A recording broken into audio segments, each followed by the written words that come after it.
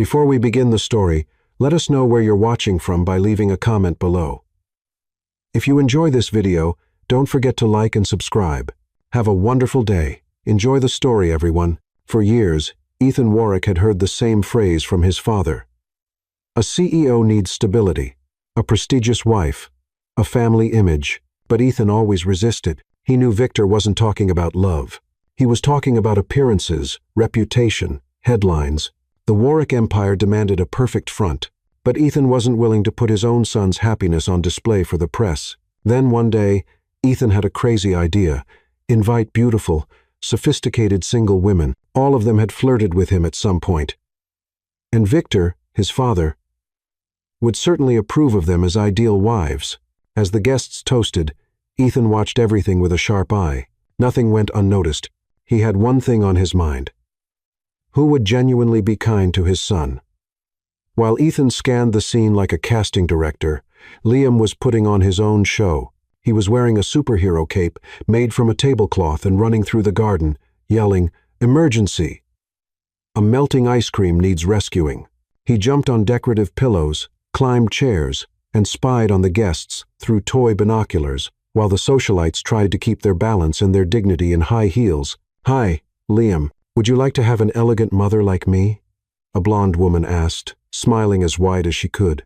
"I'd like to have a rocket that shoots marshmallows," he replied and dashed off. Another one approached him with a shiny gift. "I brought you a vegan cooking kit. Does that taste like broccoli mixed with punishment?"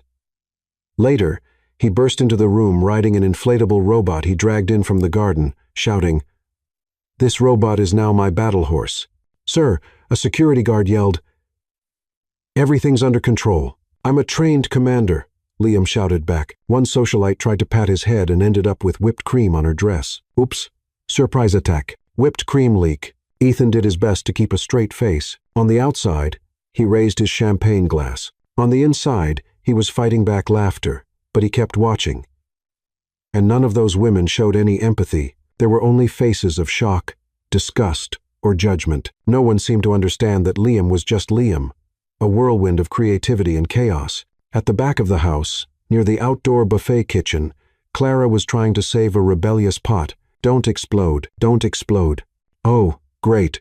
Now you're bubbling like lava," she whispered to the red berry sauce. It was her third event of the day. She was exhausted. As a contract worker, she did everything. Arrived early, left late, set up tables, made many burgers, entertained kids, and still managed to smile at demanding clients. With the rent due in 2 days. So, when she heard a noise behind her, she assumed it was another waiter with an impossible request. But no, it was a blond boy with bright eyes and 2 plastic spoons hanging from his ears. "Hi, are you a lost little guest? I'm Liam. Do you have pancakes?" She raised an eyebrow. "Not on the party menu, but I can make some. Pancakes are my secret specialty. With syrup, like that one over there trying to escape the pot, with anything you want, but only if you promise not to tell the chef I burned half the strawberries. Deal. And I'll take whipped cream in honor of the queen of Planet Pancake." 10 minutes later, Liam was eating pancakes while sitting on a fruit crate like a king on his veggie throne. "These are officially the best pancakes in the universe," he declared. "And I've had pancakes made with corn chips once. My nanny grabbed the wrong bag." Clara laughed. "Well, I know how to cook, and I only yell when the rent is due. You're different from the other ladies at the party. You don't smell like a perfume store. You listened to me and gave me a napkin and a pancake. I vaguely remember your name as Liam, not Pancake Inspector. I prefer General Liam." "She called me that." Clara laughed again, shaking her head. The boy was impossible and completely charming. Later, as the sun started to set, the socialites were fixing their hair, hiding cake stains, and some had already left. Defeated by a boy they described as too wild, Ethan pulled Liam aside. "So, champ, did you like the party? There was magic. There was chocolate. One lady called me the CEO's sweetie and tried to bite me. I ran." Ethan held back a laugh. "Can I ask you an important question?" "If it's about brushing my teeth, I did, but only the top ones. It's about something else. Of all the women who came today, which one would you like to be your future mom?" Liam opened his mouth, closed it, thought for a moment, snapped his fingers like a cartoon detective, and then he shouted, pointing toward the kitchen tent, "Her. She'll be my new mom." Silence fell over the place. She smells nice, makes pancakes with whipped cream and strawberries, and gave me the title of general. Every head turned. Clara stood there frozen, holding a spatula in one hand, and with whipped cream in her hair. She looked like she had just been dropped into a scene from a telenovela. I'm just the cook. I want her as my mom. Dad, Liam insisted. The pancake lady. Ethan froze. Clara blinked. A socialite dropped her glass. Another choked on a mini spinach quiche. And in that silent moment, something very serious was about to happen. The silence lasted exactly 3 seconds. Then, chaos erupted. No. Clara waved her hands frantically, still holding the spatula as if it were a magic wand that could undo the whole situation. People, there's been a misunderstanding. I work for the catering company. I barely even know you. But Liam kept pointing at her with the determination of a general declaring war. Dad, she's perfect. She makes pancakes that float in the sky, and she smells like vanilla. And she didn't call me sweetie while trying to pinch my cheeks. The socialites exchanged horrified glances. One whispered to another, "A maid? Really?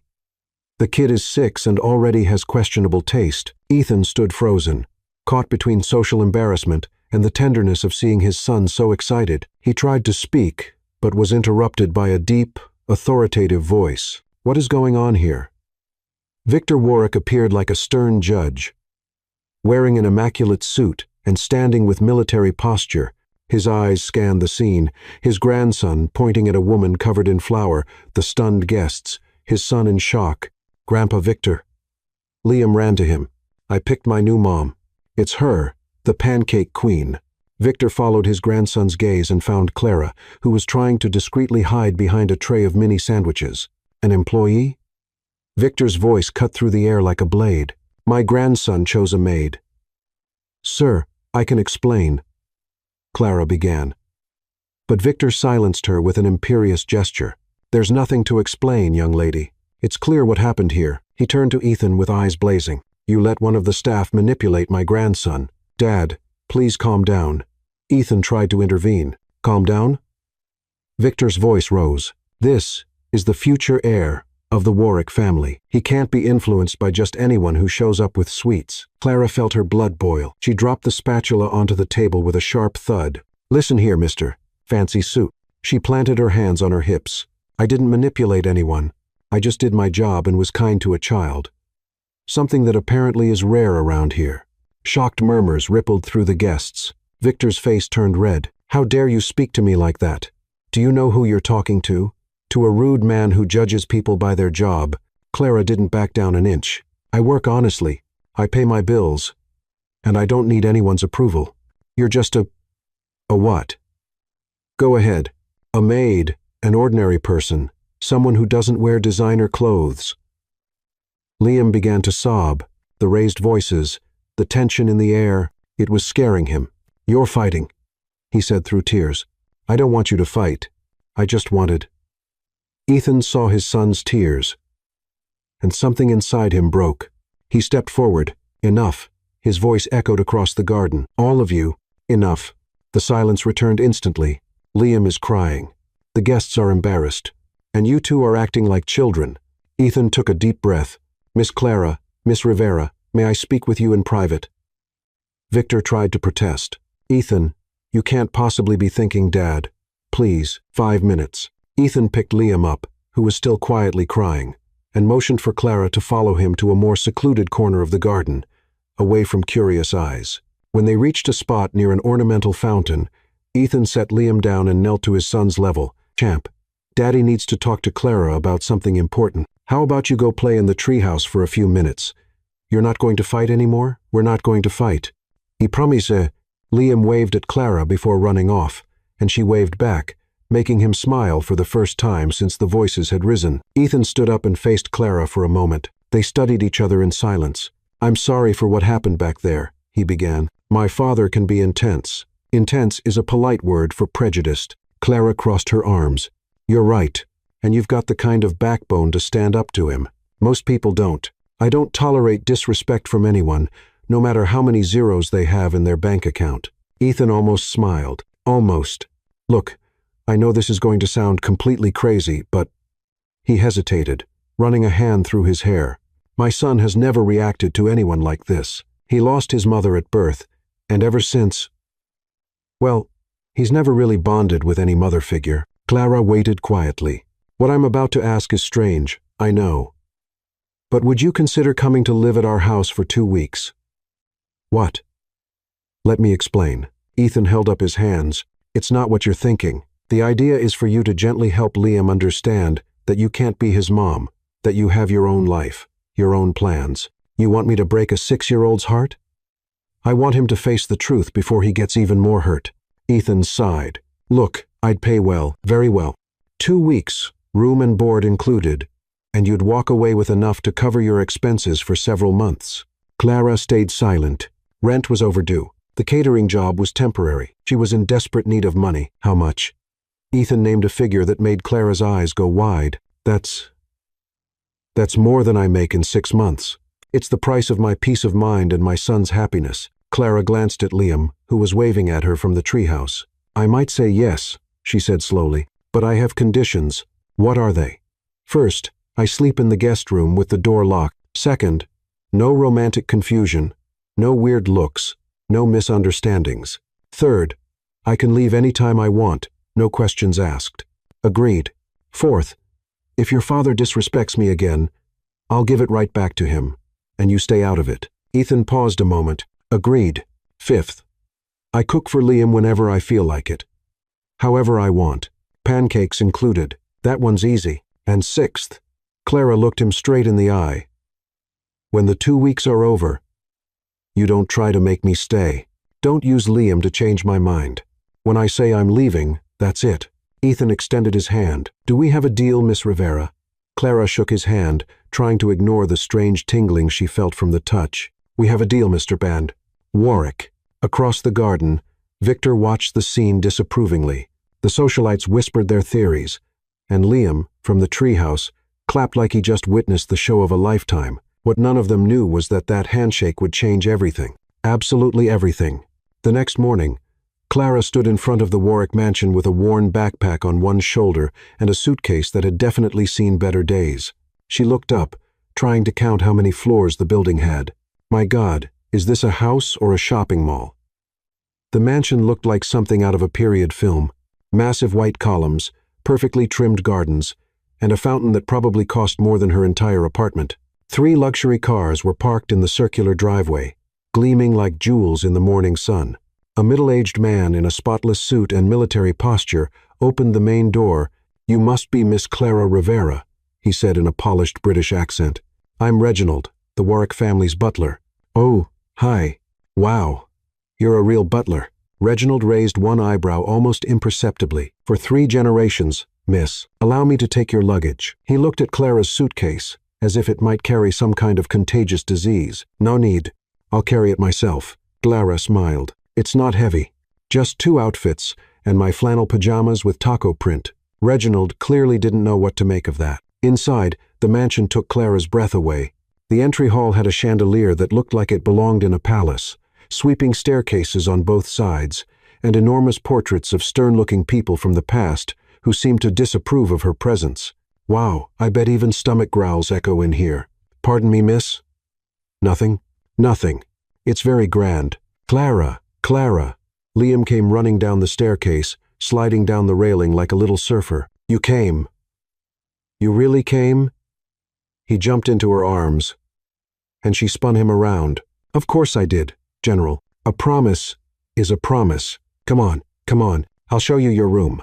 It's right next to mine, and it has this huge bathtub that looks like a pool. Liam tugged her by the hand, leading her up the stairs. Reginald followed at a respectful distance, carrying the suitcase as if it weighed a ton. The guest room was bigger than Clara's entire apartment. It had a king-size bed, a balcony with a view of the garden, a walk-in closet big enough for a small family, and a marble bathroom that sparkled like a jewelry store. This place is ridiculously huge, Clara muttered. It even has a remote for the curtains.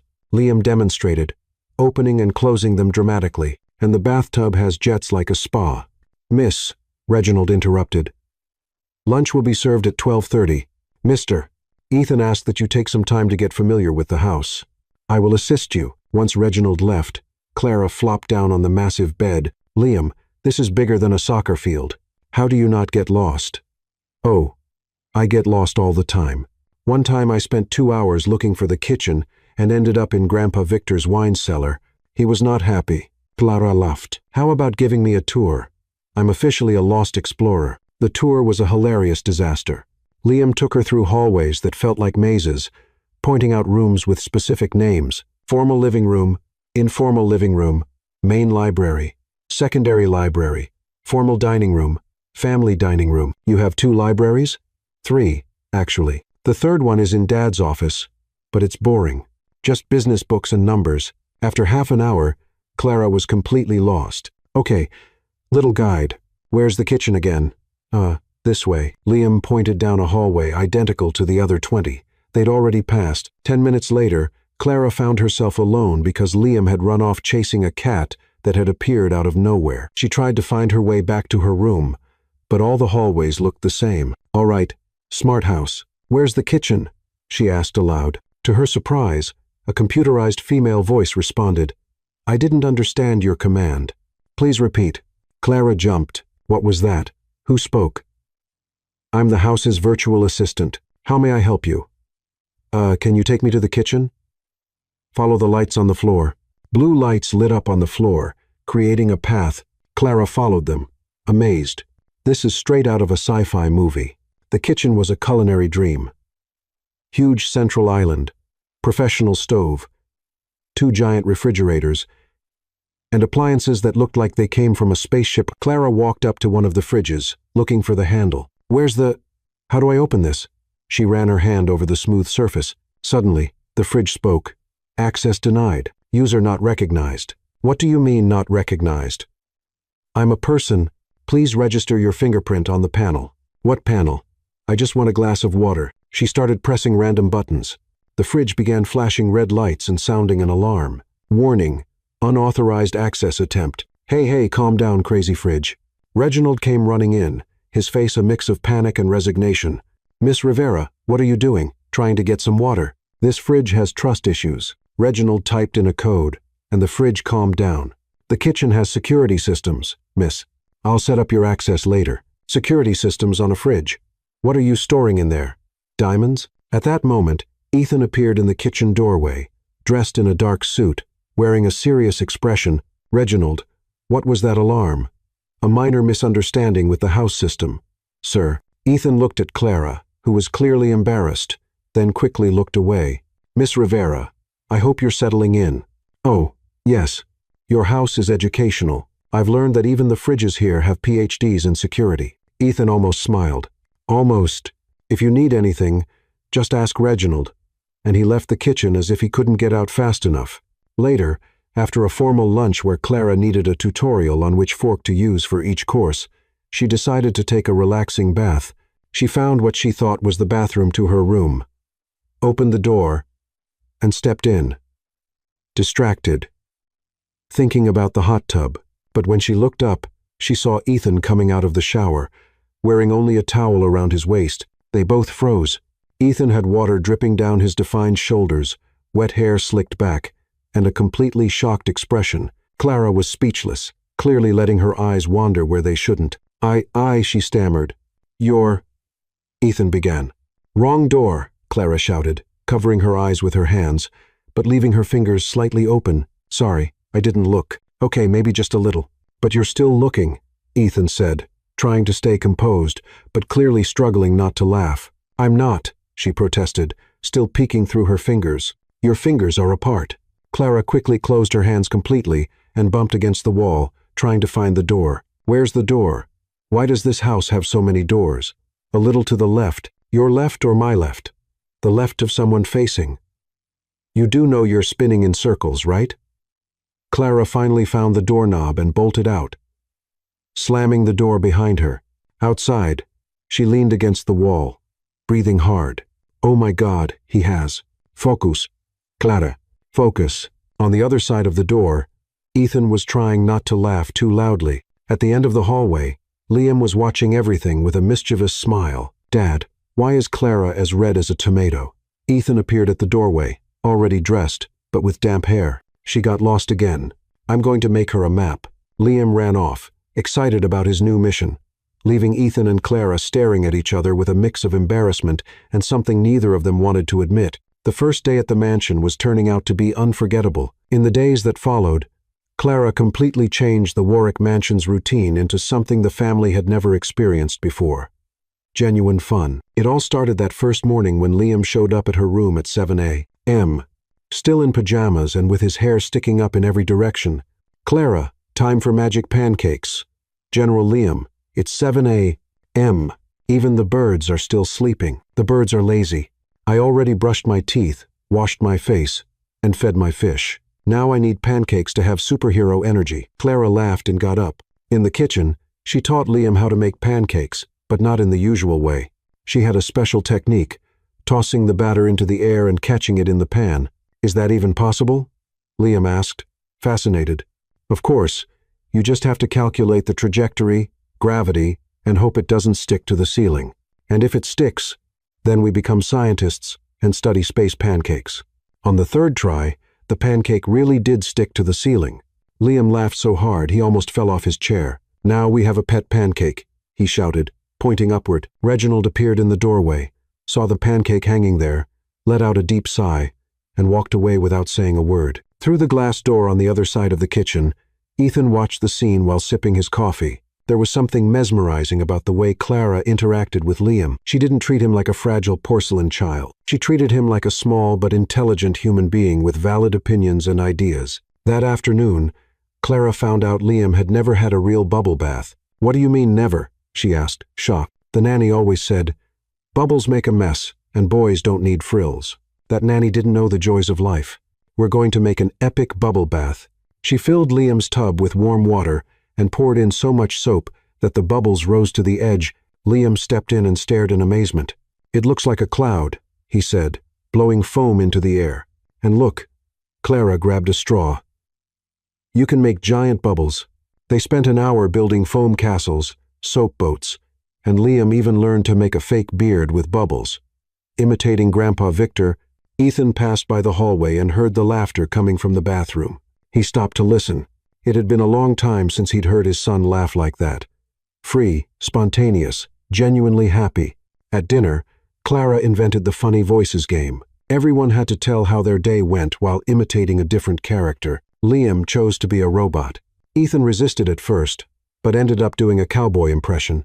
And even Reginald, while serving the table, threw in a few pirate-accented comments. Victor, who arrived in the middle of the game, stood at the dining room door watching a family he barely recognized. His serious son was doing cartoon voices, his grandson was beaming, and a maid had turned a formal dinner into a comedy show. He left without saying a word, but with a thoughtful expression. That night after Liam was asleep, Clara stood on her balcony, looking out at the illuminated garden. The air was fresh, and she felt strangely at peace in a place that had seemed so foreign just a few days earlier. "Can't sleep." She turned and saw Ethan at the balcony door holding 2 cups of tea. "Oh, hi. No. I'm still getting used to all this quiet. In my apartment, there's always traffic noise, neighbors arguing, dogs barking. Must feel strange to be here. It's different. Not necessarily bad, just different." Ethan walked over and handed her one of the mugs. They stood in silence for a few minutes, looking out at the city lights in the distance. "Can I ask you something?" Ethan said at last. "Sure. Why are you so natural with Liam? Most people get intimidated or they try too hard to impress him, but you just act like yourself." Clara thought for a moment. "I guess it's because I remember what it felt like to be a kid and not be taken seriously. My parents died when I was little, and I was raised by aunts who always talked about me like I wasn't even in the room. Clara is so stubborn. Clara is messy, like I was some kind of difficult object, not a real person with feelings. I'm sorry. No need. It made me stronger. And it taught me that kids need to be heard, not just tolerated." Ethan watched her in profile. There was something about the way she spoke, an honesty he rarely encountered in his world of business and appearances. "What about you?" Clara asked. "What's it like being a single father?" Ethan let out a sigh. "Terrifying. Every day I wonder if I'm doing anything right, if he'll grow up happy, or if he'll need therapy because of the choices I've made. He loves you so much. That much is clear. But is that enough? Sometimes I look at him and see the mother he never got to meet, and I feel guilty that I can't be both things for him." Clara turned to face him. You don't have to be both. You just need to be the best father you can be. And from what I see, you already are." They looked at each other for a moment, and something passed between them, a connection neither of them had expected. Ethan cleared his throat. "Actually, I wanted to talk to you about extending our agreement." "What do you mean? Instead of 2 weeks? What about 3 months?" Clara looked surprised. 3 months? Liam's never been this happy. And well, I think you're good for him. Of course, it would be the same arrangement. No romantic involvement, no complications, just a temporary caregiver. Clara hesitated. 3 months in that house with that man, growing closer to that boy. I don't know, Ethan. 3 months is a long time, and the longer I stay, the harder it'll be on Liam when I leave. What if it didn't have to be temporary? The question slipped out before Ethan could stop himself. They looked at each other, both caught off guard by the vulnerability of the moment. "Sorry." Ethan backed away. "I didn't mean. I mean, the agreement is clear. No complications." But Clara had already seen something in his eyes, something that made her heart beat a little faster. 3 months, she said finally. "Same agreement, same rules, same agreement." Ethan agreed. They shook hands again, but this time the handshake lasted just a little longer than necessary, and when they let go, both of them knew something had changed between them. The next morning, Clara was in the kitchen teaching Liam how to make heart-shaped scrambled eggs when the doorbell rang. Moments later, Reginald appeared with a look that was somewhere between discomfort and professional restraint. "Mr. Ethan, Miss Olivia Thornton is at the door. She insists on speaking with you." Ethan, who was sitting at the breakfast table reading the paper, immediately tensed up. "Olivia, what does she want?" She said it's urgent and personal. Clara noticed the shift in the atmosphere. Liam stopped stirring the eggs and looked at his father with curiosity. "Who's Olivia, Daddy?" "She's an old friend," Ethan said, clearly uncomfortable. "Reginald, just tell her I—" But before he could finish, the sound of high heels echoed through the front hallway. A stunning woman appeared in the kitchen doorway, as if she were making the grand entrance of a queen. Olivia Thornton was everything Clara wasn't. Tall, slim, dressed in a designer outfit worth more than a car, perfectly styled blonde hair, flawless makeup. Even at 9.0 inches the morning, she wore expensive sunglasses, but she pushed them up on her head with a dramatic gesture. "Ethan, darling," she sang in a syrupy voice, ignoring everyone else in the room. "You look wonderful. It's like no time has passed at all." "Olivia," Ethan stood, clearly surprised. "What are you doing here?" "I came to see you, of course, and to finally meet this little prince of yours." She turned to Liam with a smile that looked painted on. "You must be Liam. My goodness, look how big you've gotten. Such a handsome young man." Liam shrank behind his chair, clearly uncomfortable with her over-the-top energy. "Hi," he mumbled, how adorably shy.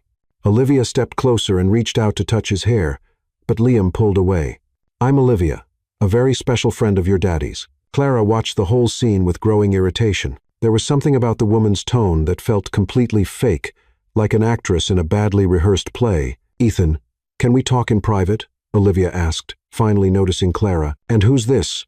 "Clara Rivera," Ethan replied. "She's helping out with Liam." "Oh, the nanny?"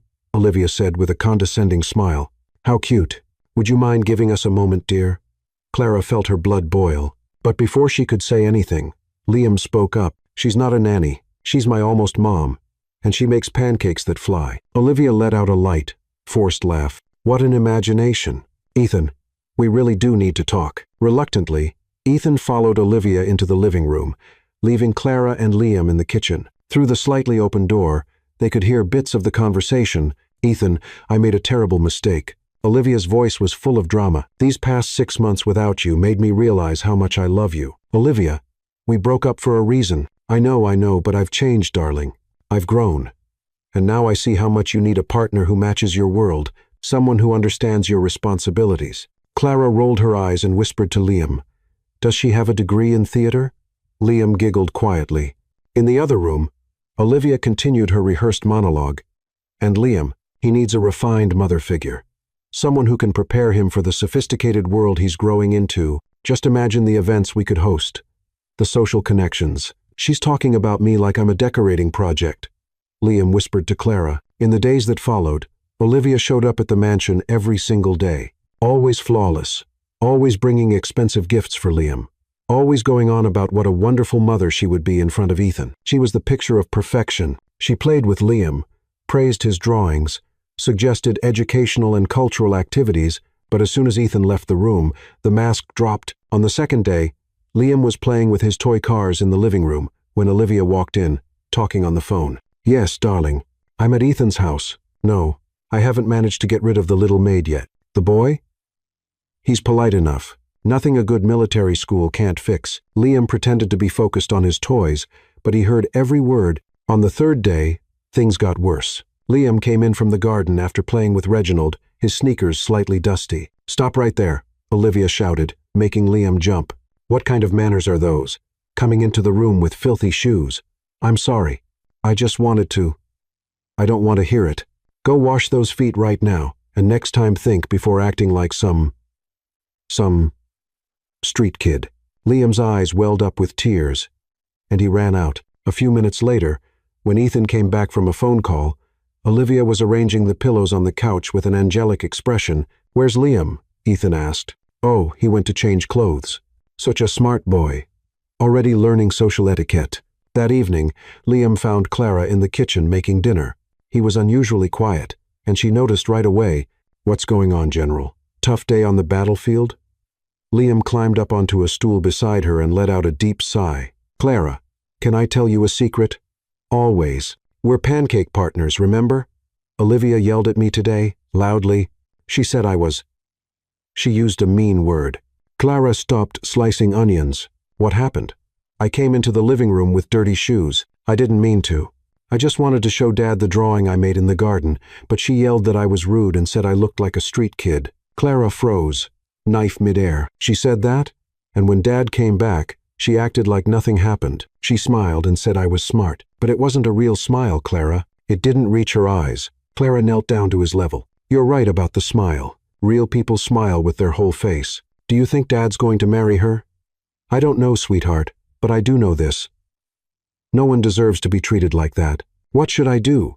Clara thought for a moment, then she smiled, this time with a fire behind it. "Leave it to me, General. Tomorrow, Olivia's going to find out that messing with my boy was the biggest mistake she ever made." Liam smiled for the first time that day. "Are you going to use your pancakes as a weapon?" "No, sweetheart. I'm going to use something much more powerful." "What?" "The truth." In the next room, Olivia was busy convincing Ethan of the benefits of sending Liam to a boarding school for his own good. Ethan listened, but something nagged at the back of his mind. Lately, Liam had seemed keener, less spontaneous. Coincidence? He was about to find out it wasn't. The next morning, Clara woke up with a mission. She'd spent the entire night thinking about Liam's sad face and Olivia's cruel words. No one, absolutely no one, was going to mistreat that boy while she was around. She had prepared a special breakfast. Perfect pancakes, golden and fluffy, stacked like a tower. But this time, she made a few extras. Ammunition. Just in case. Liam came into the kitchen, still in his pajamas, hair sticking up in every direction. "Good morning, General. Sleep well?" "Not really. I dreamed Olivia turned into a dragon and breathed fire all over my drawings. What a terrible nightmare," Clara murmured, placing a pancake on his plate. "But today is a new day, and dragons can be defeated." At that moment, the sound of high heels echoed down the hallway. Olivia appeared in the kitchen doorway, flawless as always, but with an irritated expression. "Is Ethan sleeping in today?" she asked, ignoring Liam completely. "He's getting ready," Clara replied, keeping her eyes on the skillet. "Good. I want to talk to him about enrolling Liam in the Chester Military Academy. It's an excellent school for difficult cases." Liam dropped his fork onto his plate. "Difficult cases?" Clara slowly turned toward her. "Children who need discipline, structure, proper education," Olivia said, adjusting her hair away from inappropriate influences. "What kind of influences?" "People who teach children to be messy, disrespectful, eating with their hands." "I eat with a fork," Liam protested. "Be quiet when adults are talking," Olivia snapped. That was the last straw. Clara turned off the stove, faced Olivia fully, and crossed her arms. "Listen here, evil Barbie. This boy is 6 years old. 6. He's creative, smart, kind, and he doesn't need your approval to exist. How dare you speak to me like that?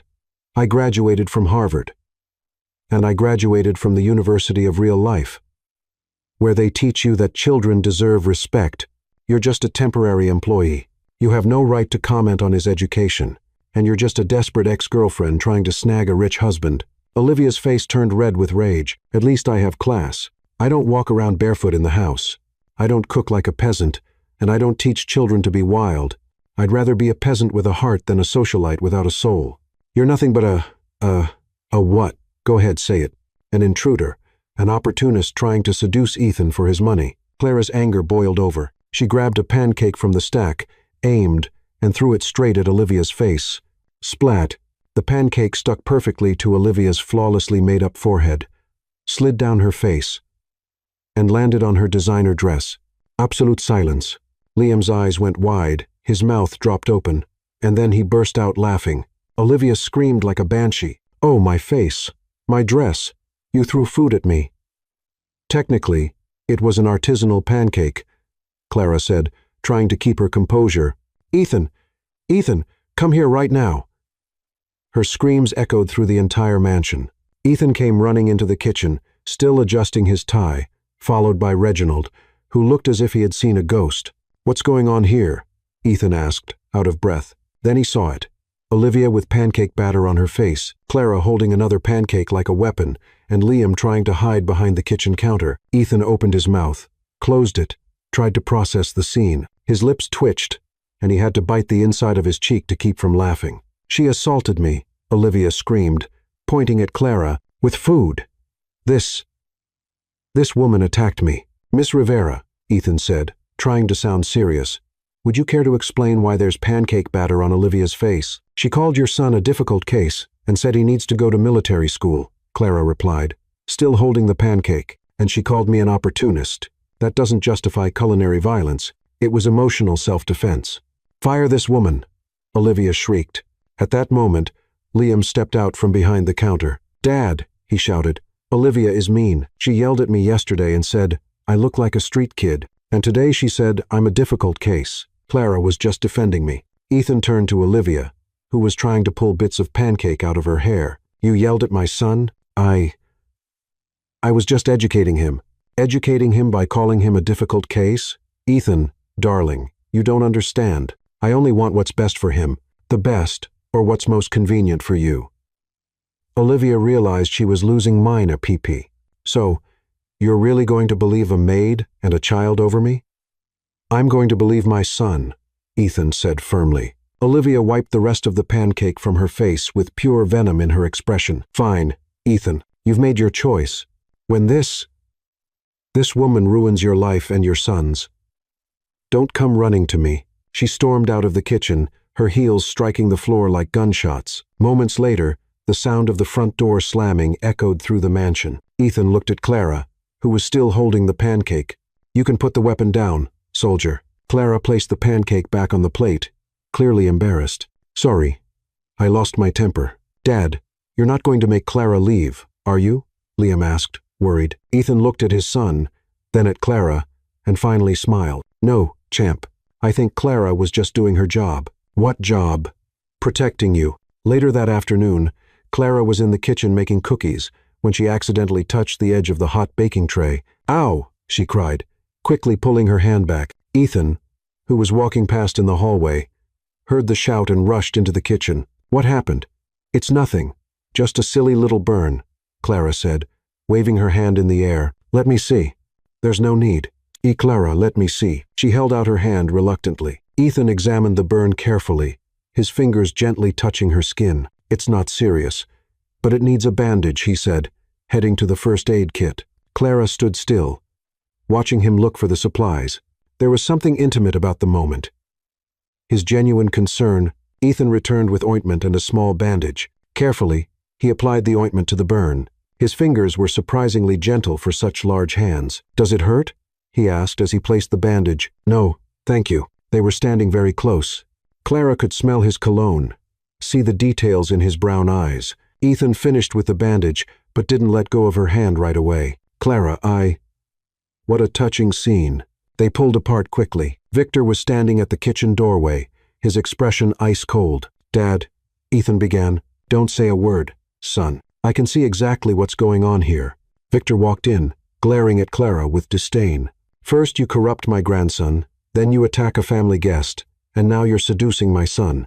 Mr. Warwick. I wasn't silence. Victor turned to Ethan. You have 24 hours to get rid of this woman, or I'll remove you from the company presidency, and you'll lose everything. The inheritance, the position, everything. Dad, you can't. I can, and I will. Choose, Ethan. Her or your family. Her or your future. Victor left the kitchen, leaving Ethan and Clara in heavy silence. Ethan ran a hand through his hair, clearly torn.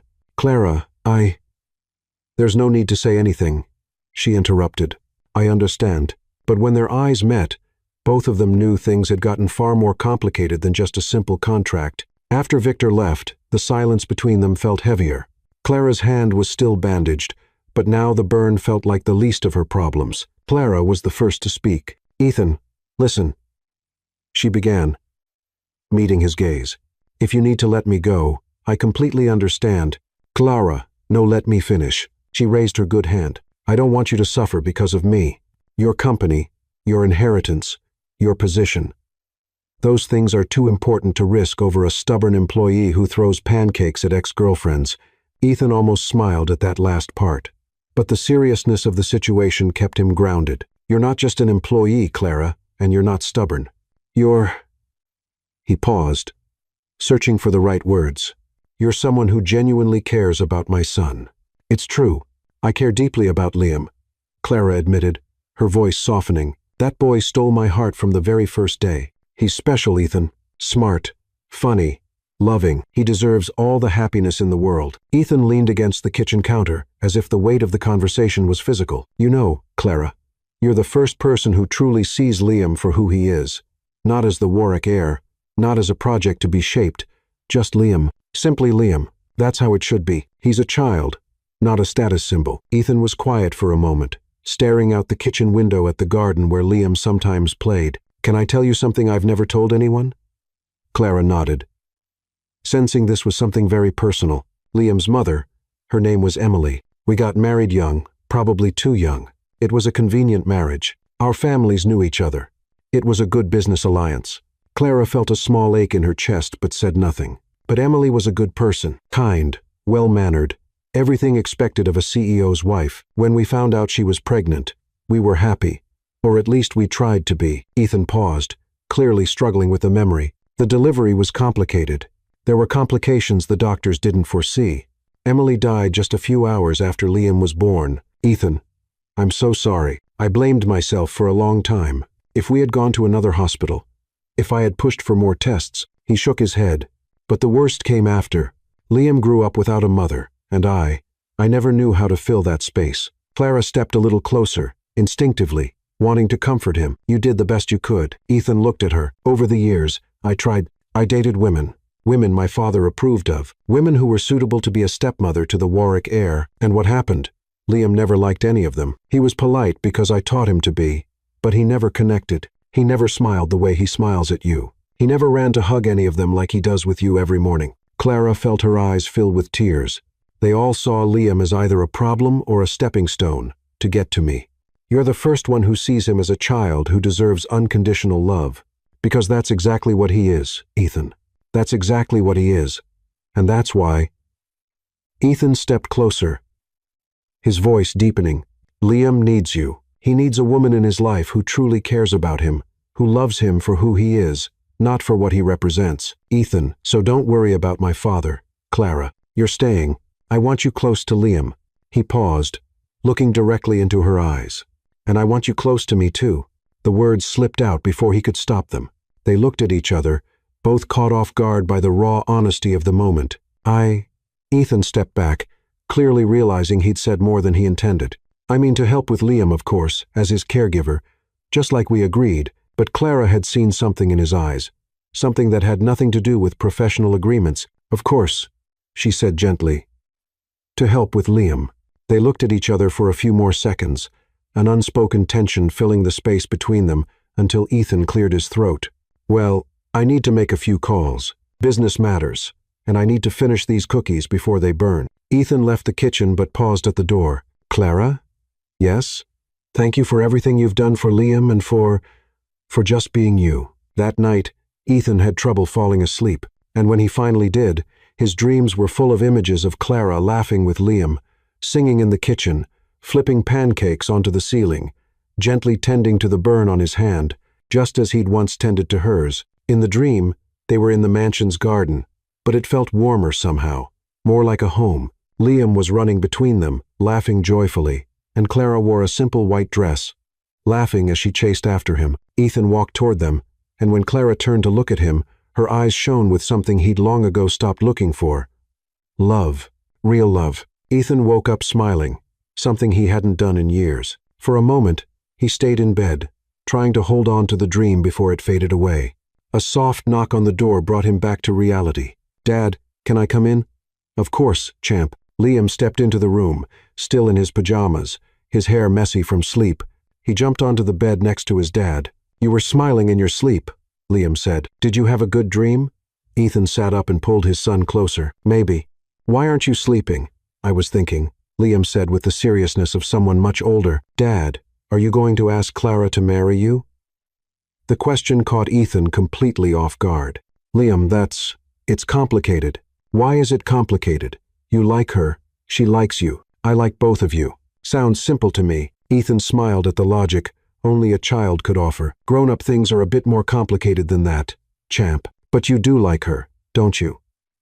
Ethan looked at his son, those big, hopeful eyes, and realized he couldn't lie. "Yes, Liam, I like Clara very much." Liam grinned, like he just won the lottery. "Then marry her. That way, she can be my real mom." If only it were that simple, Ethan thought, hugging his son tighter. 3 days after the conversation in the kitchen, Clara got a call from her best friend, Sophia, whom she hadn't seen in weeks. "Clara, I finally tracked you down. Where have you been?" Sophia shouted over the phone. "It's a long story, Soph. I'm working in a house. What kind of work? You dropped off the map. Marcus is going crazy looking for you." Clara sighed. Marcus was a childhood friend, practically a brother, but lately he'd been showing romantic interest she didn't return. "What does Marcus want now?" "He got tickets for that art exhibit you've always wanted to see, and he booked a table at that Italian pizza place you two loved going to as kids." Clara hesitated. It had been weeks since she'd gone out, and she missed her friends. "I don't know, Soph." "Come on, Clara. It's just an afternoon. Marcus is excited to see you, and so am I. I'll meet you at the pizzeria at 6. After plenty of insisting, Clara agreed. She asked Ethan if she could go out, and he just nodded absent-mindedly, buried in work papers. "Of course, you have complete freedom," he said, without looking up. That afternoon, Clara met Sophia and Marcus at Mama Lucia, a cozy pizza place downtown. Marcus greeted her with a hug that lingered a little too long, and Sophia bombarded her with questions about her mysterious job. "Seriously, Clara, you're different," Sophia observed, more radiant. "This job is doing you good. It's just a temporary job taking care of a child," Clara replied, trying not to go into details. "Must be a pretty special child," Marcus said with a smile. "You've always been great with kids. Remember when we used to watch your little cousin?" They spent the afternoon reminiscing about childhood stories, laughing over old mischief, and Marcus never missed a chance to touch Clara's arm or make affectionate comments about their past. What they didn't know was that Ethan had decided to leave the office early to have dinner with Liam. When he stopped at a red light, he glanced out the window and froze. Clara was sitting at a table in the pizzeria, laughing loudly with a dark-haired man who was leaning very close to her. He was holding her hand across the table, and she wasn't pulling away. Ethan felt something hot and unfamiliar rise in his chest. Jealousy. Pure, irrational jealousy. The light turned green, but he stayed still for a few seconds, watching the scene until honking from behind forced him to drive on. The whole way home, he couldn't get the image out of his head. Who was that man? Why hadn't Clara mentioned she had a date? And why did he care so much? When he got home, he found Liam in the garden, playing with Reginald. "Dad, you're home early." "Where's Clara?" "She went out," Ethan replied curtly. "Went out? Where?" "I don't know, Liam. She doesn't have to tell me everything she does." Liam frowned, picking up on the strange tone in his father's voice. During dinner, Ethan was clearly irritated. He cut his food with more force than necessary and answered Liam's questions with short, clipped words. "Dad, are you okay?" Liam asked, concerned. "I'm fine." "You don't look fine. You look like you just ate a sur lemon." "Liam, just eat your dinner. Is this because Clara went out? Do you miss her?" Ethan stopped chewing and looked at his son. Liam, Clara is just our employee. She can go out whenever she wants. But you like her. That's not the point. Liam kept staring at him with that perceptive look that sometimes unsettled Ethan. You're jealous, aren't you? Liam, stop. My friend at school says when adults get jealous, they act grumpy like you're acting now. Ethan sighed, realizing there was no hiding anything from his son. Clara got home around 9. Still smiling from the pleasant evening with her friends, she found Ethan in the library pretending to read a report. Hi, she said from the doorway. How was dinner with Liam? Fine, Ethan replied without looking up from the paper. Clara noticed something off in his tone. Is everything okay? You seem tense. I'm fine. How was your date? The way he said date made Clara instantly understand what was going on. It wasn't a date, Ethan. I was out with my friends. Friends? He finally looked up. It looked pretty intimate from the pizzeria window. Clara's jaw dropped. You were watching me?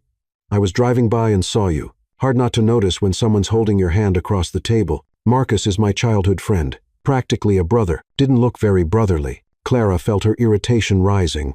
Listen here, Ethan Warwick. I don't owe you any explanations about my personal life. Our contract doesn't include social exclusivity. No, it doesn't. Ethan stood, equally irritated. But it does include professionalism, and going around giving people reasons to gossip isn't very professional. Gossip? I was eating pizza with friends with a man who was clearly interested in you. And what if he is? Does that bother you? The question hung between them like a bomb waiting to go off. Ethan ran a hand through his hair, clearly frustrated. Yes, it bothers me, and it shouldn't. Clara felt her heart race, but the anger was still stronger. Why does it bother you, Ethan? Because... He couldn't finish the sentence. He couldn't admit that just the thought of another man touching her made him burn with jealousy. You know what? Ethan said, changing his approach. Maybe it's better if we don't get more involved than we already are. After these 3 months, you'll leave just like we agreed. His words hit Clara like a slap. As agreed, she repeated, her voice cold. Of course, that was always the plan. Exactly. Great. Great. They stared at each other for a few seconds, both breathing heavily, the air thick with emotional tension. Then I'm going to my room, Clara said finally. Good night, boss. She walked out of the library, slamming the door behind her, leaving Ethan alone with his frustration and regret. Upstairs, Liam had heard everything through the slightly open door. He shook his head like a disappointed grown-up. Adults are so complicated, he muttered to himself. Why can't they just say they like each other? Downstairs, Ethan threw the report onto the table, realizing he had just made the biggest mistake of his life. And in the next room, Clara lay in bed, holding back tears, wondering why his words had hurt so much. 3 months had never felt so long or so short at the same time. The next morning, the mood in the Warwick mansion was ice cold. Clara woke up with swollen eyes from crying and a decision made. If Ethan wanted her gone after the 3 months, she wouldn't wait that long. She'd start preparing to leave now. She pulled her worn suitcase out of the enormous closet and began folding her few clothes. Each item she packed felt like she was putting away something that had barely even begun. Liam showed up in the doorway, still in his pajamas, rubbing his sleepy eyes. Clara, what are you doing? Good morning, General, she said with a forced smile. Just organizing my things. Why are you putting your clothes in a suitcase? Clara paused, holding a shirt in her hands, not sure how to explain to a 6-year-old that adults sometimes make things much harder than they need to be. Well, remember when I told you I'd be staying here for a while? That time is almost up. But you can't leave. Liam ran to her, hugging her legs. You're my almost mom.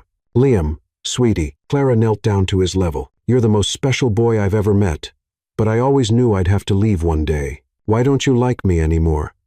I love you so much, General, more than you can imagine. But sometimes grown-ups make things complicated. Is it because of the fight with Daddy last night? Clara was surprised. Liam had heard. Partly.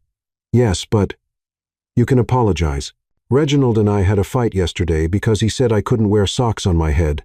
But this morning we said sorry, and he even let me wear them like bunny ears. Despite the sadness, Clara laughed. Some grown-up fights are a little more complicated than ones between kids and butlers. Liam stayed quiet for a moment, trying to understand. Are you really leaving? Not yet, sweetheart, but maybe in a few weeks. Liam walked out of the room without another word, leaving Clara with a broken heart. During breakfast, The tension was thick. Ethan was being formally polite, treating Clara like a distant employee. Liam was unusually quiet, pushing scrambled eggs around his plate without eating. "Liam, you need to eat," Ethan said. "I'm not hungry. You need proper nutrition. Why do grown-ups talk about food when the world is ending?" Liam mumbled. Ethan and Clara exchanged a quick glance, but both looked away immediately. In the following days, the mood in the house changed completely. The noisy playtime stopped. The laughter in the kitchen disappeared. Liam wandered around like a sad little ghost, and Clara tried to keep things normal. But it was clear she was forcing the smiles. Ethan buried himself in work, leaving early and coming back late. When he was home, he avoided being in the same room as Clara. Reginald watched all of this with growing concern. The house had gone back to the cold silence of before, and he didn't like it one bit. On the fourth day after the fight, Reginald knocked on the door of Ethan's office. "Sir, there's someone at the door asking for Miss Rivera." "Who is it?" "A young man named Marcus says it's urgent." Ethan felt that familiar sting of jealousy but tried to act indifferent. "Tell Clara to go see him." "Actually, sir, he specifically asked to speak with you first." Intrigued and annoyed, Ethan walked to the front door. Marcus was there, visibly worried. "Mr. Warwick, I'm Marcus Delgado, a friend of Clara's. What can I do for you? May I come in?"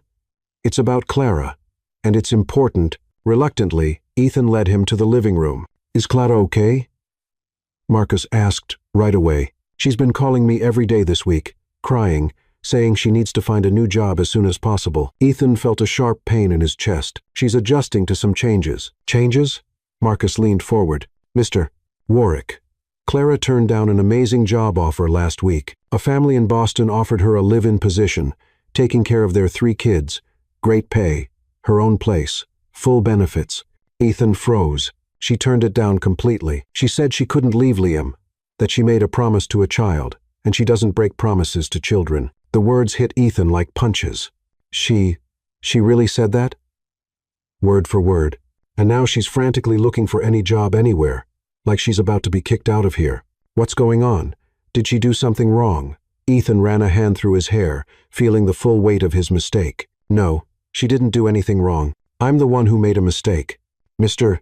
Warwick, I don't know what happened between you two, but Clara has never gotten this attached to a child. She talks about Liam like he's her own, and for the first time since I've known her, she was truly happy at work." Marcus stood. "She's been my best friend since we were 8. I can tell when she's pretending to be okay, and I can tell when she's really in love. In love with this job, with this house, with you too." Marcus looked him straight in the eye. "Don't let her walk away, Mr. Warwick.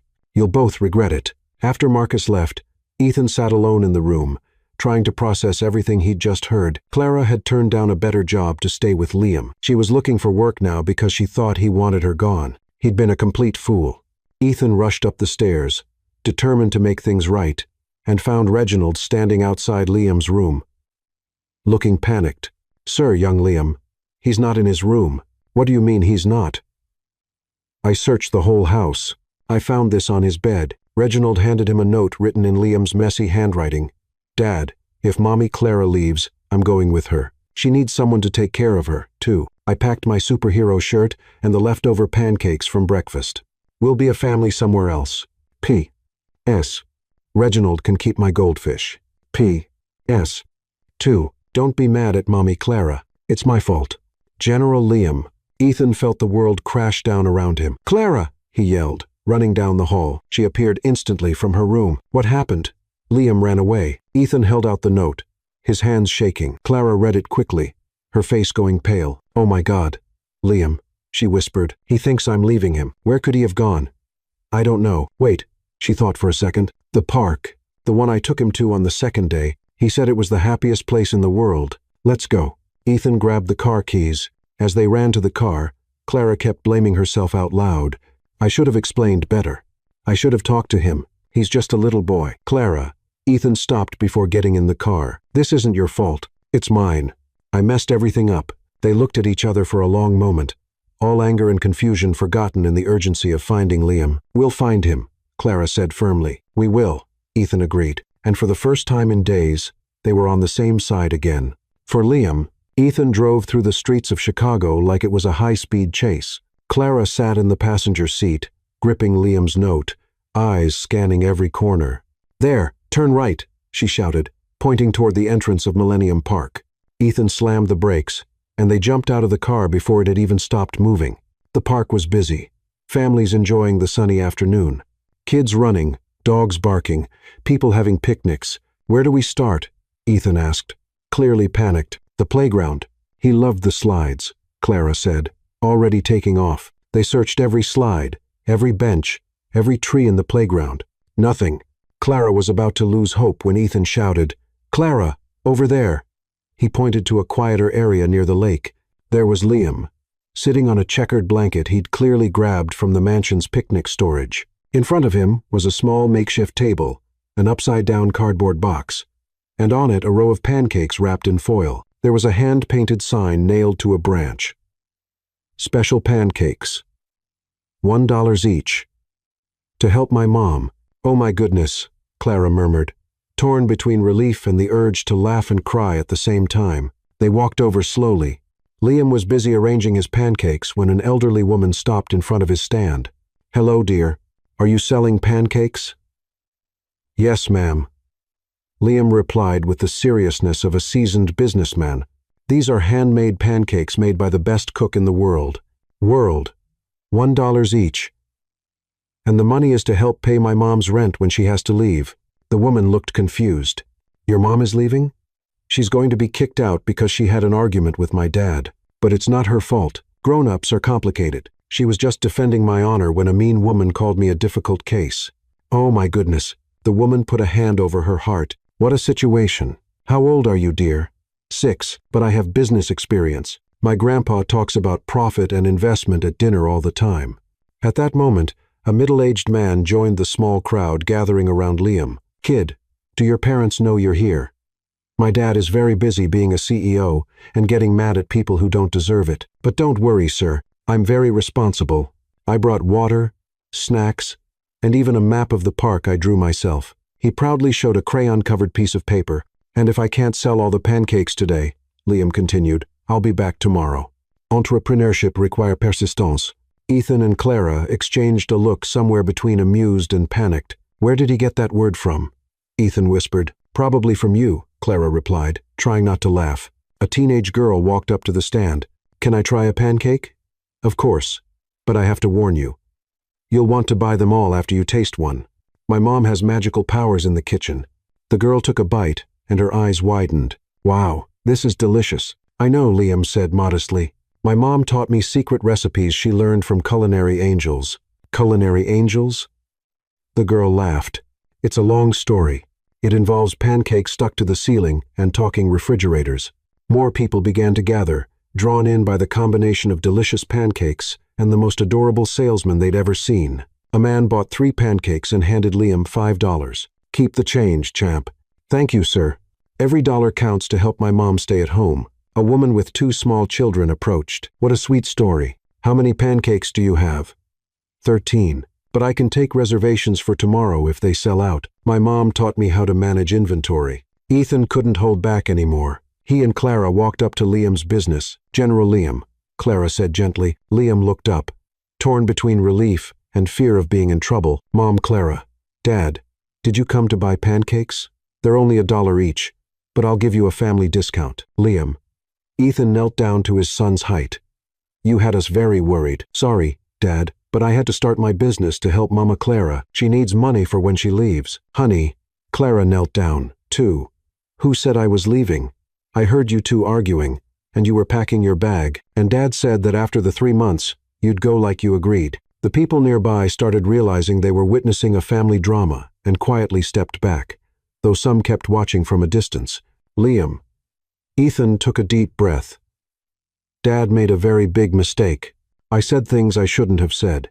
Are you going to apologize to Mama Clara?" "I am. And I'm going to apologize to you too." Liam's face lit up with hope. "Does that mean Mama Clara isn't leaving?"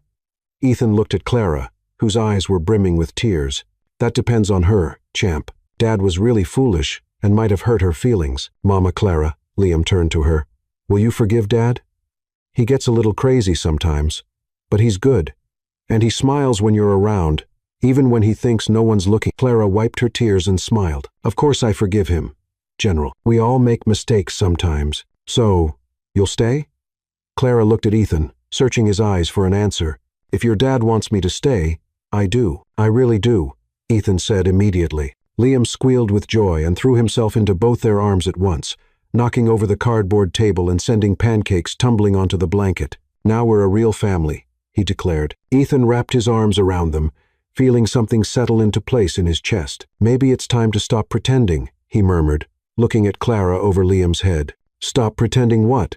She asked softly. That this is just a contract, that you're just an employee, that I don't. He stopped, unable to finish the sentence in front of everyone. That you don't what? That I'm not completely in love with you. The words slipped out before he could stop them. Clara stared, speechless. I knew it, Liam shouted, jumping up. I knew you liked each other. The people around them started clapping, thinking they were witnessing a marriage proposal. Ethan and Clara laughed, embarrassed but happy. Shall we go home? Ethan suggested. Let's, Clara agreed. But first, let's help Liam pick up the pancakes. Can I keep selling them tomorrow? Liam asked hopefully. No, Ethan and Clara said at the same time, but it was a hit. I made $17. 25. As they packed everything up, the small crowd began to disperse. But many stopped to buy the remaining pancakes, making Liam beam with pride over his business success. On the way to the car, he asked, Dad, now that you two officially like each other, can I have a baby brother? Ethan almost tripped over his own feet. Liam, let's not rush things. I'd rather have a baby sister. I want to teach her how to make pancakes. Clara laughed so hard, she had to hold on to Ethan's arm for support. And for the first time in weeks, the three of them looked exactly like what they were, a family. That evening, after the episode at the park, the energy in the Warwick mansion felt completely different. Liam was glowing, chatting non-stop about his business success during dinner. And for the first time in weeks, Ethan and Clara could look at each other without awkwardness. Dad, did you know pancakes can be a source of sustainable income? Liam asked, cutting his broccoli with the seriousness of a financial advisor. I didn't know that, champ. Where did you hear about sustainable income? I heard Grandpa Victor on the phone talking about investments, so I decided to apply the concept to Clara's pancakes. Clara almost choked on her water. Liam, I'm not officially your mom yet. Just a technicality, Liam shrugged. My heart already signed the papers. Ethan and Clara looked at each other and laughed. There was something magical about the way that boy made complicated things seem so simple. After Liam went to bed, Ethan found Clara in the kitchen washing the dinner dishes. She was humming a soft tune he didn't recognize, but it had a sweet melody. Reginald doesn't like it when we do his work, Ethan said, leaning on the counter. I like doing the dishes. It relaxes me, Clara replied, still scrubbing a plate, and Reginald already does plenty for us. Clara, about what I said at the park. She stopped washing and turned toward him, hands still covered in soap bubbles. About being in love with me? Yes, maybe it wasn't the best place for a confession, but… Ethan, did you mean it? He stepped closer, closing the distance between them. I've never meant anything more in my life. Clara felt her heartbeat faster. I'm in love with you, too, she whispered. I tried not to be, but you made it impossible not to fall for you. You and Liam. Ethan gently touched her cheek, wiping away a soap bubble. Can I kiss you? I thought you'd never ask. The kiss started out soft, almost careful, as if they were both making sure it was really happening. But when Clara wrapped her arms around his neck and pulled him closer, Ethan deepened the kiss, pouring into it all the frustration and longing of the past few weeks. When they finally pulled apart, they were both out of breath. Wow, Clara murmured. Wow is a pretty good word for it. Ethan smiled, resting his forehead against hers. Yay. They quickly stepped back and looked up to see Liam at the top of the stairs in his pajamas, clapping dramatically. Liam, what are you doing up? Ethan asked. I was getting water and saw you kissing. He ran down the stairs. So, does this mean you're officially dating now? Liam, Clara began, because I already wrote a list of dating rules for my house. Rule number 1. No whispering where I can't hear. Rule 2. Kisses are allowed, but no mushy stuff at the dinner table. Rule 3. How many rules do you have? Ethan asked, amused. 23. I'm being very organized about having parents who date. The next morning, Ethan woke up with a smile he couldn't hide. Over breakfast, he and Clara shared warm glances while Liam told a long, detailed story about flying pancakes that turned into unicorns. That's when Victor Warwick appeared in the doorway of the dining room. "Good morning, family," he said. But his tone was far from cheerful. "Grandpa Victor." Liam jumped out of his chair. "Guess what? Daddy and Mommy Clara kissed last night." Victor turned pale. "They kissed?" "It was super romantic, just like in the movies. Now they're officially boyfriend and girlfriend." Victor looked from Ethan to Clara with a mix of shock, anger, and disappointment. "Ethan, can I speak to you in private?" Ethan sighed. He knew this moment would come. "Of course, Dad." In the office, Victor shut the door hard. "What on earth do you think you're doing?" "Dad, no. Don't give me excuses. You're getting romantically involved with the help.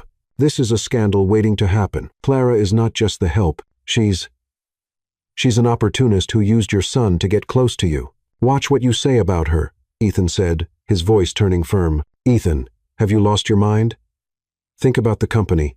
Think about your reputation. Think about Liam's future."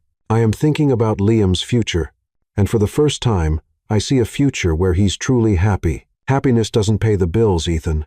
We have enough money to pay the bills for 10 generations. Victor stepped closer, pointing a finger at him.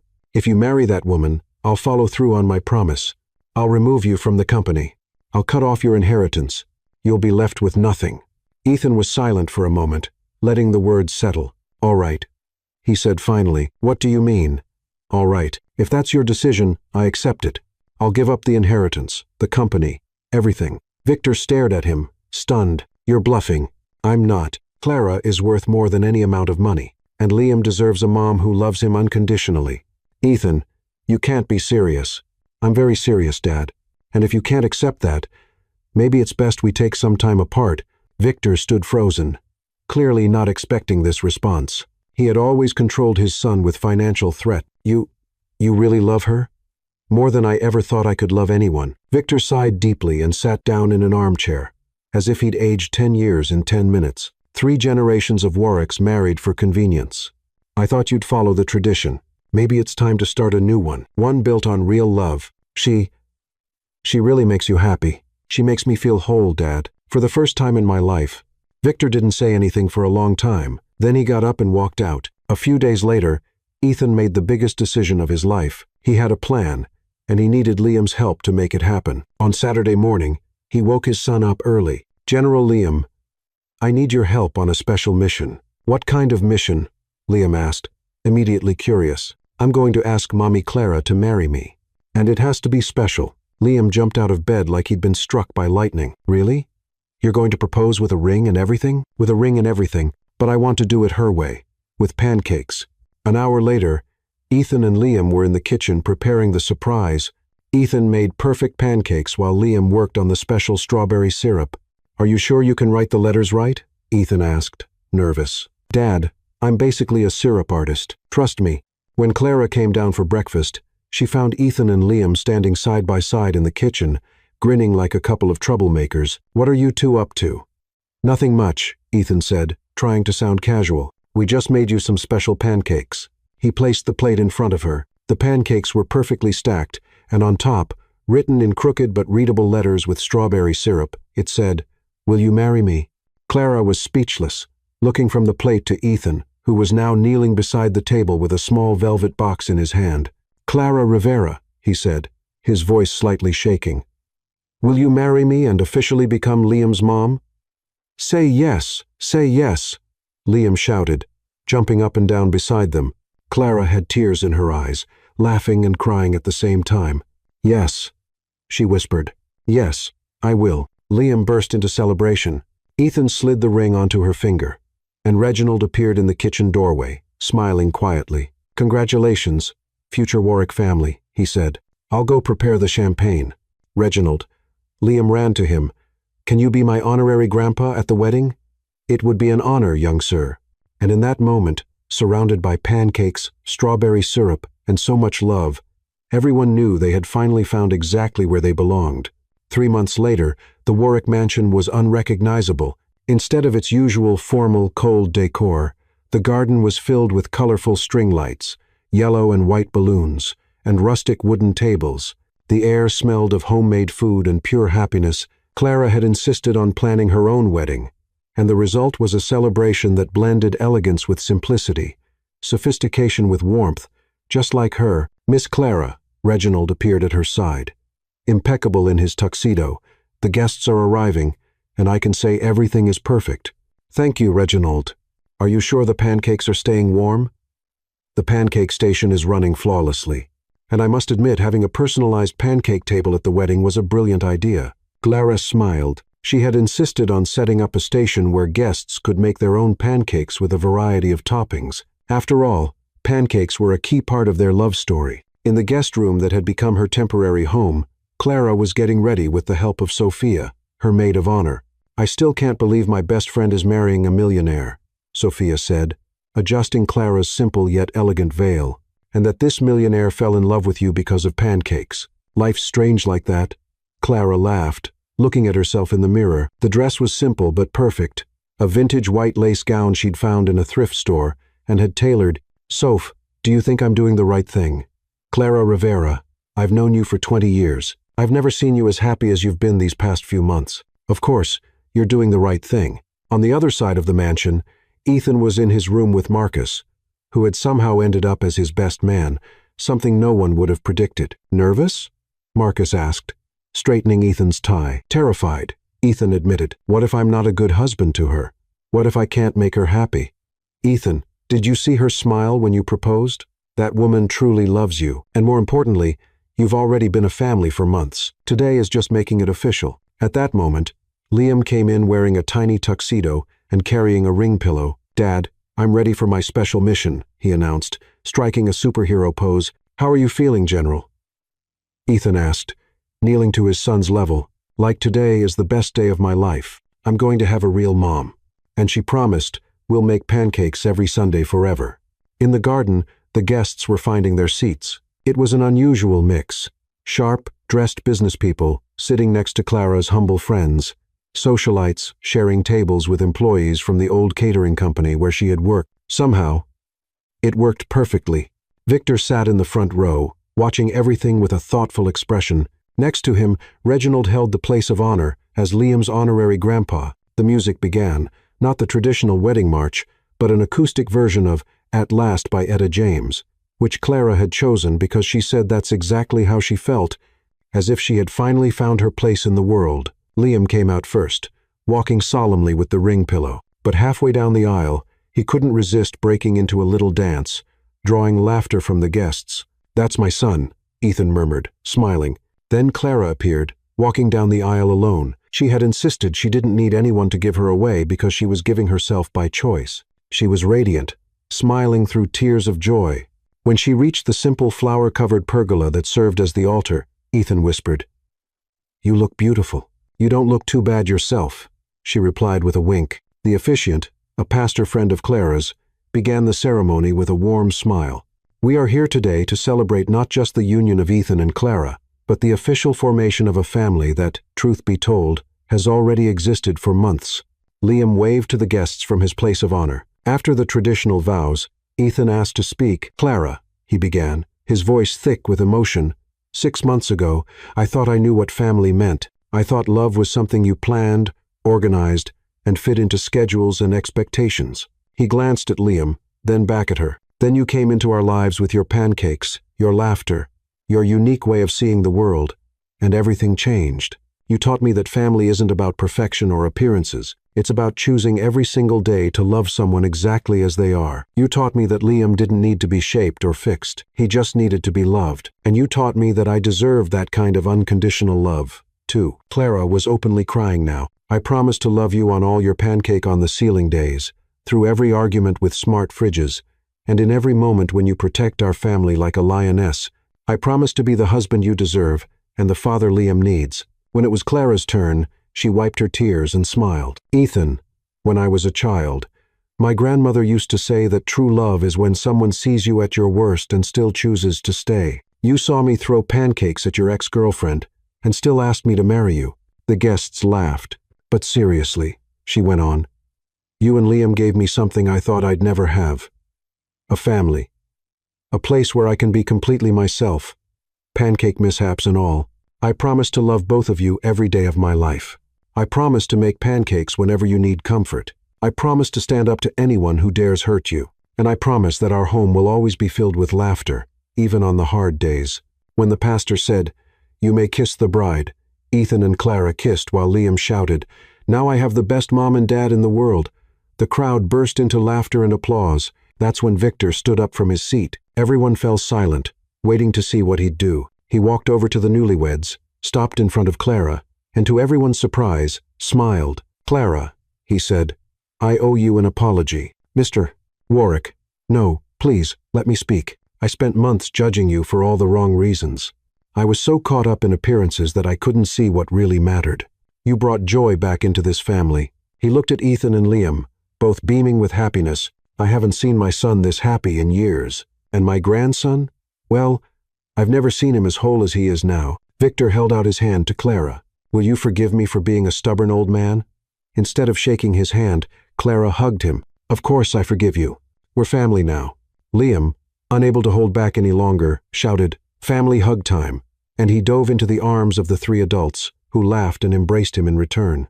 As the celebration continued with guests enjoying custom pancakes and dancing in the light-filled garden, Ethan pulled Clara aside to a quiet corner. "How does it feel, Mrs. Warwick?" "Like every hard day in my life was worth it just to get to this moment," she said, kissing him softly. "Dad.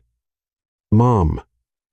Liam ran up to them, his face covered in strawberry syrup. "Can I stay up late tonight?" "It's a special day." "You sure can, champ," Ethan answered. "Today is a special day." And as they watched their son run back to the party, Ethan and Clara knew they had found exactly what they'd been searching for, even if they hadn't known they were searching at all. A family, true love, and pancakes for life.